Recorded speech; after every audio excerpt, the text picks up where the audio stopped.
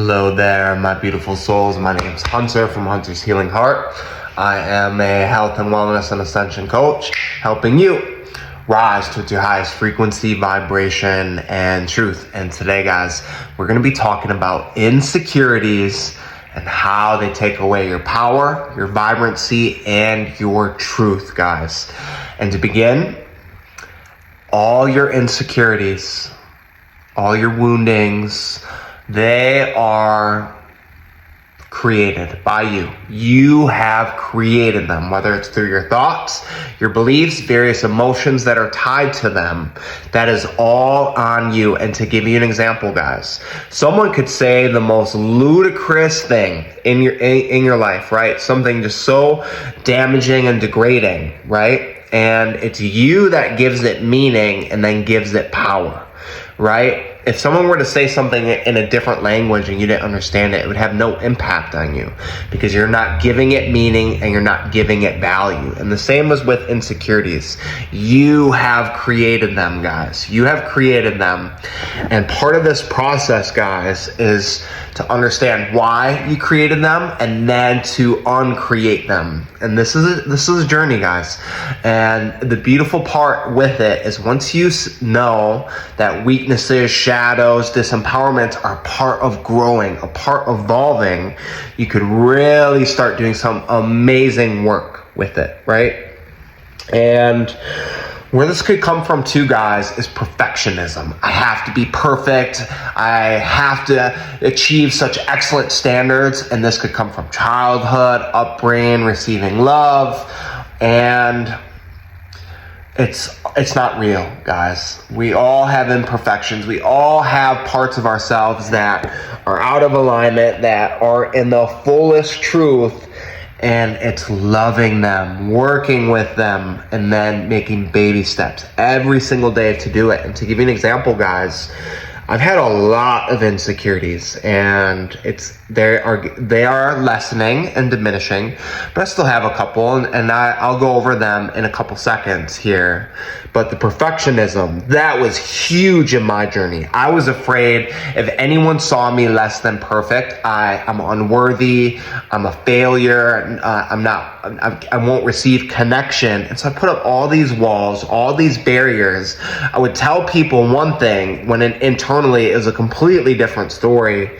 And I felt so empty inside. I felt so numb. Right? And it wasn't until I realized, oh, you are perfectly imperfect. It's in our imperfections that we grow. It's in our imperfections that we could heal and really embrace the fullness of who we are, guys. Your imperfections are keys to your light, towards your vibrancy, and how you can really connect with the people around you, right?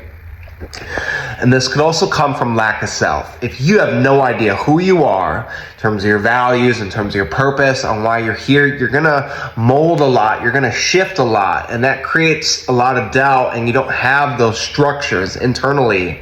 And it's really difficult to get that foundation, get that truth, because you're going to seek validation outside yourself. And so the more that you honor yourself and God, it's going to be fully built. You're not going to need external validation. And it's going to allow you to not be so activated and triggered by these insecurities, right? And so what happens, right? What happens with an insecurity? And guys, when these come up, this is a gift. This is a gift. This is a gift. It shows where you have more work to do, right? And so this isn't external. And this could be either someone who has something that you necessarily don't. It can make you feel insecure. It can make you feel jealous. And so sit with that. What about this person is bringing this up? And it's like, oh, okay, I'm jealous because I haven't been radiating that or doing that or embodying that. Okay. Thank you. I have a little bit more work to do, and send them love, guys. Send them love. And this could be people critiquing you. This could be people comparing you, like all these things. it should have no impact in a perfect world. And if it does, you're activated and you're engaged. And so what's going to happen is now that insecurity is going to project outward. And this could either be seeking approval, needing validation outside yourself to feel safe and secure and honored. Or guys, what can happen is the insecurity has been activated, but there's such a fear of being fully seen, you will activate even more strength, get loud, more in your ego, and basically it's going to be dismiss anything that comes up in that. And so that insecurity is coming up, guys. And what needs to happen is you need to love it, you need to honor it, you need to sit with it and feel it. What is it trying to teach you, right? And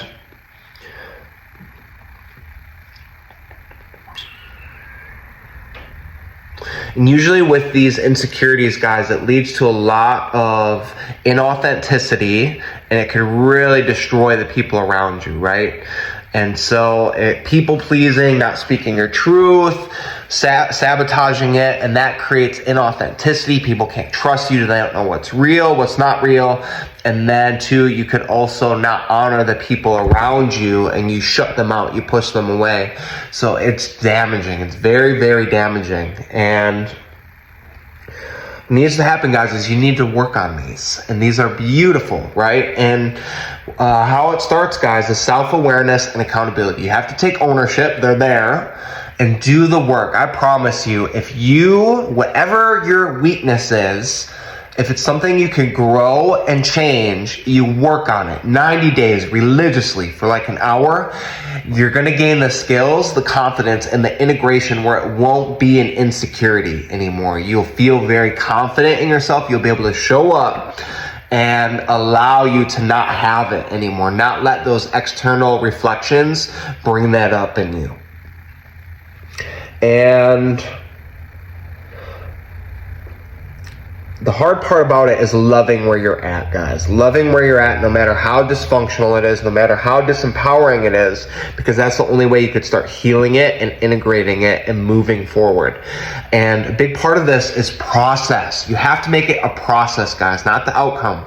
Having these visions are great, right? Like, what's the highest potential that I see? But if you're not there yet, that's okay. That's okay. That's okay. It's part of the journey. It's part of the journey. You're not meant to have it all in one day, because if you wouldn't appreciate it then. You wouldn't know the work that it takes to get there. And through you doing the work, that vision is going to change. It's going to modify. And you are going to take different pathways for your truth, your embodiment. And what needs to happen too, guys, is you need to diminish your validation outside of yourself. And how do you do this? Your ability to handle uncertainty, right? Not knowing what's going to happen, but you trust yourself fully that you'll show up, do the best you can. And no matter what, guys, you learn or you win. Easy. And with that mindset, guys, some of your biggest growths and lessons come from failure. Fail spectacularly, because you are pushing yourself, you're right on your limits, and you're finding your limits and testing testing your capabilities, right? Profound.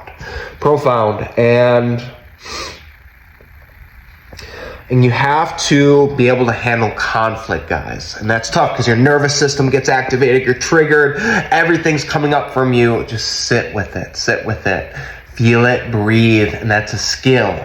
And the more chaos that you're able to just be grounded and centered, when you get activated in certain parts in relationships and life, you will be able to handle it with grace and dignity. And building yourself in God. Those are the two most important things, and it'll allow you to show up in those places, guys. And, with your vulnerabilities, just sharing it, guys, right? And to give you an example, my biggest insecurity that I had for a while, the biggest one, and that was actually made known in this previous relationship that I had, is there's something I struggled with for a while was premature ejaculation. So sex, oh my gosh, I would get so nervous within my body. And when that urge would come, it would take me out of the moment, and I built so much fear around in my head that if I don't perform or have the most amazing sexual experience ever, where it's like things that I've seen online, and it's like my abandonment wound would come in, and I fear they would leave me.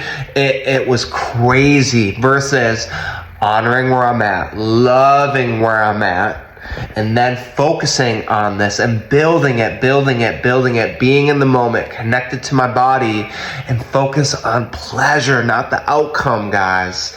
And this made itself known in how I showed up in a lot of places in my interactions with women. There's a lot of fear involved that I didn't even want to move forward.